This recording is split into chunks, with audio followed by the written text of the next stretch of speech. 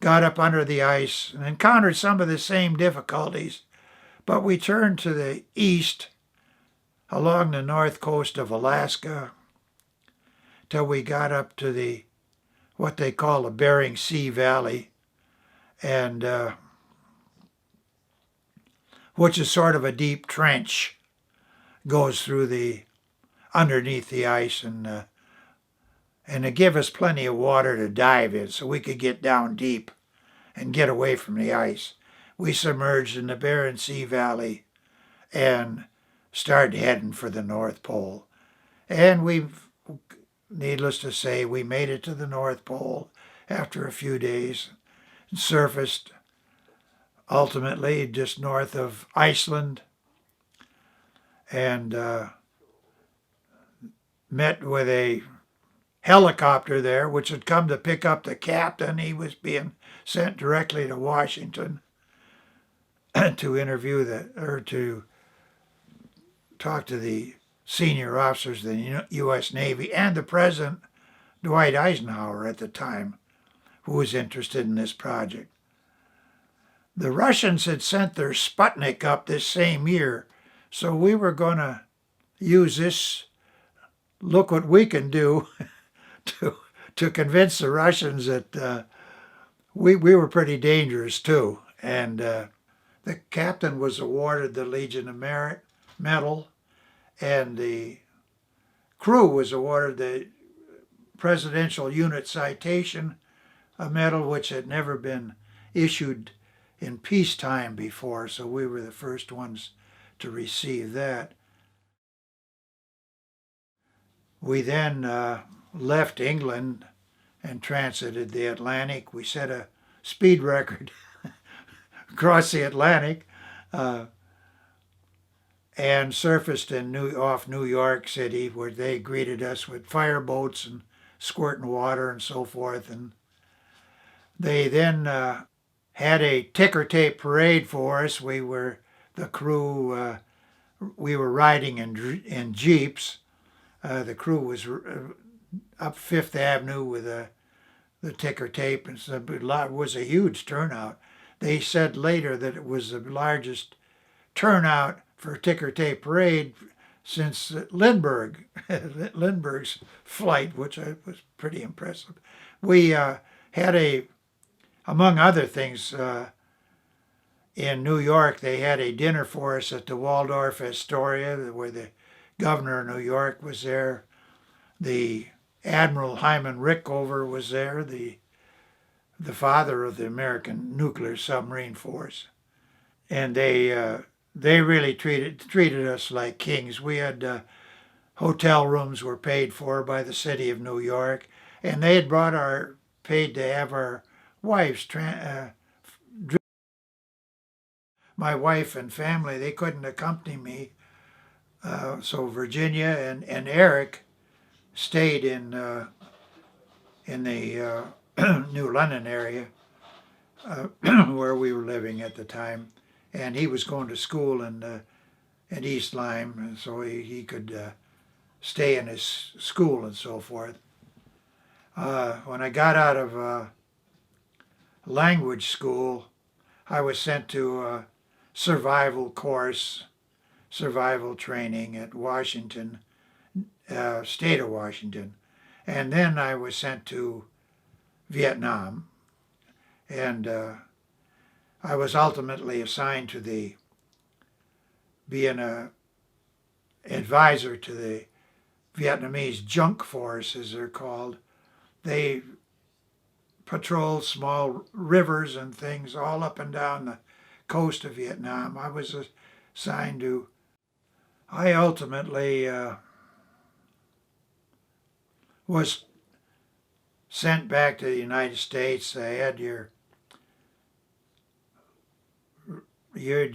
request of special duty or any duty. You had your choice of duty after service in Vietnam.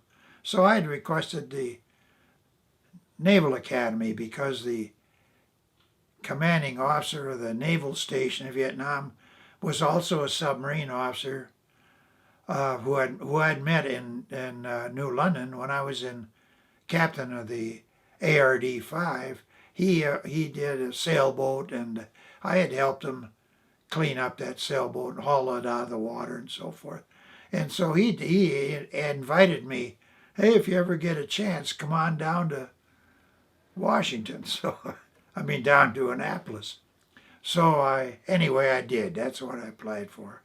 Virginia and Eric were transferred down there. We had a very nice house there at the naval station. And my little girl, Nancy, was school age at this time. She was 8 years younger than Eric, but she was born shortly after the Nautalis left Portsmouth. Matter of fact, she was born when I was in OCS, Officer Candidate School.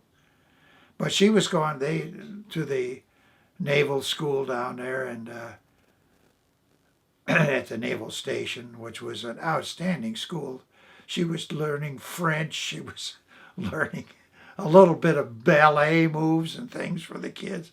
It was an outstanding school. I did a lot of sailing, and during that period of time, I was sent out to the West Coast to pick up a sailboat that was given to the Naval Academy. It was a 112-foot schooner, and I had two sailors with me, myself, and then we had two civilian merchant marine guys and a merchant marine cook that was paid for by the donor of the boat. And we picked that boat up, sailed it down the West Coast, through the Panama Canal. And at this time we met my captain, Vandergrift, from the naval station. He had brought his wife down, and they were going to ride up to Annapolis with us on the boat and make that trip. Well, they turned out that during this time we set off for sailing for Annapolis, and heavy weather and a few other things, and it was just decided that this boat was really not certified or suitable for the naval cadets. It didn't have enough berthing on board. It really was a mistake. So I took the boat back to Panama. We tied it up and put it up for sale. We were going to sell it to whomever. Myself and a chief bosun mate from the Naval Academy, whom they had sent down to help me, were to stay on board and show the boat to the prospective buyers and to demonstrate it if necessary and so forth. So I stayed down there about 6 months, and by this time I'd been away from home a long time. I was kind of anxious to get home. So I got a hold of Captain Vandergrift and asked him if I could please get orders to go home and leave the boat down there. So he did. He sent me. Went back to the Naval Academy. I did quite a bit of sailing. I made 2 sailboat deliveries from Bermuda to Annapolis. I kept track of sailing. I'd sailed in sailboats over 10,000 miles in the 2 years I was stationed at the Naval Academy. I had more sea duty there than some guys get on the active duty.